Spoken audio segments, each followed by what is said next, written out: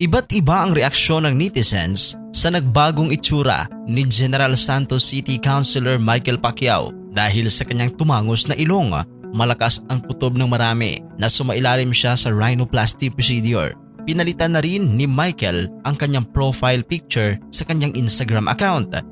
Bukod sa pagiging singer at konsehal ng Gensan, mga kilalang tao ang mga magulang ni Michael na si 8th Division World Boxing Champion Manny Pacquiao at may bahay nitong si Jinky Pacquiao, kaya napagtuunan ng publiko ng atensyon ang mga kaganapan sa buhay niya. Nabatid na bago lang din nagtrending si Michael dahil sa malaking agwat ng edad sa pagitan niya at ng kanyang nobya na si Joyce Tan Custodio. Si Joyce kasi ay magfo 40 years old na ngayong 2026 habang si Michael naman ay 25 years old pa lamang.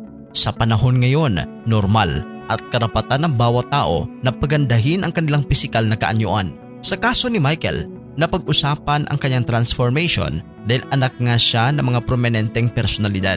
Naninibago lamang ang mga tao sa itsura ngayon ni Michael na napagkakamalang moreno version ng aktor na si Anthony Jennings dahil nasanay sila sa kanyang dating itsura. Pero inaasahang lalong gaganda ang hugis ng ilong at titingkad ang kagwapuhan ni Michael sa mga susunod na linggo kapag tuluyan nang nawala ang pamamaga ng kanyang mukha. Karaniwan na itong ginagawa ng mga taong may kakayahang gumastos para matupad ang kanilang pinapangarap na itsura, kaya hindi dapat magpapapekto si Michael sa mga opinyon na nababasa at naririnig nito tungkol sa kanyang bagong anyo na positibo ang karamihan sa mga komento. Noong 2022 at 2023 sa magkahiwalay na panayam, ibinahagi ni Michael ang pinagdaanan niyang depresyon dahil sa pambubuli na naranasan niya noong mag-high school siya sa General Santos, ang hometown ng kanyang mga magulang. Ang masakit pa raw, ang gumawa sa kanya nito ay ang inakala niyang mga kaibigan, kaya malaki raw ang pasasalamat ni Michael na nakatagpo pa rin siya ng 2 tao sa school na maituturing niyang kaibigan. Payo naman ni Michael sa mga nakakaranas ng bullying,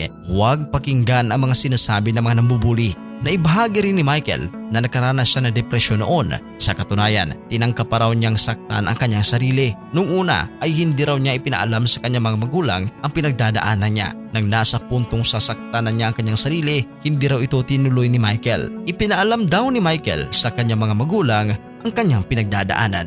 Anong reaksyon ninyo dito sa ating video? I-comment nyo sa ating comment section. At sa mga hindi pa nakapag-subscribe, huwag kalimutan na mag-subscribe sa Showbiz Caster. Maraming salamat po.